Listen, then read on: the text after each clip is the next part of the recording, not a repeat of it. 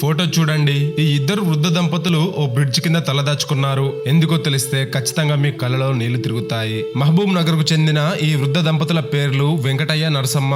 వీళ్ళకి 5గురు సంతానం. చిన్ననాటి నుండి అనేక కష్టాలు పడి 5గురు పిల్లల్ని పెంచిన ఈ వృద్ధ దంపతులు ఇప్పుడు బ్రిడ్జ్ కింద అనాథలుగా జీవిస్తున్నారు. వీరికి 4 కుమార్తెలు, 1 కుమారుడు. అయినప్పటికీ వృద్ధాప్యంలో ఈ తల్లిదండ్రులను పట్టించుకోవడం లేదు. దాంతో చుట్టుపక్కల వాళ్ళు ఆ వృద్ధ దంపతులని పదే పదే తమ బిడ్డలు ఎందుకు మిమ్మల్ని పట్టించుకోవడం లేదు అని అడుగుతుండటంతో తాము కన్న బిడ్డలను నలుగురిలో బదనం చేయడం ఇష్టం లేక ఇలా ఇంటి నుండి వచ్చేశారు. దాంతో తలదాచుకునే స్థలం లేక ఇలా గగన్ పహాడ్ బ్రిడ్జ్ కింద ఉంటున్నారు. పని చేసి బ్రతికి శారీరక స్తోమత లేదు. ఎవరో ఒకరు తిండి పెడితే తప్ప కడుపు నింపుకోలేని వాళ్ళని ఎవరు పట్టించుకోకపోయినా Rajendra Nagar traffic police sub inspector Rajender Reddy గారు మరియు హోంగార్డులు చిరంజీవి, శివకుమార్లు ఈ దంపతులను చూశారు. వారిని అలా చూసేసరికి ఇన్స్పెక్టర్ రాజేందర్ రెడ్డి గారికి ఏం చేయాలో అర్థం కాలేదు. దాంతో ఆ వృద్ధ దంపతుల దగ్గరికి వెళ్లి వాళ్ళ వివరాలు తెలుసుకున్న రాజేందర్ రెడ్డి గారు వెంకటయ్య దంపతుల పిల్లల ఫోన్ నెంబర్లు సంపాదించి వారిని సంప్రదించారు. కానీ వెంకటయ్య పిల్లలు మాత్రం స్పందించలేదు. దాంతో సబ్ ఇన్స్పెక్టర్ రాజేందర్ రెడ్డి గారే ప్రతిరోజు వారిని కలిసి వారికి భోజనంతో సహా ఇంకేమైనా అవసరాలు ఉన్నా తీర్చడం మొదలు పెట్టారు.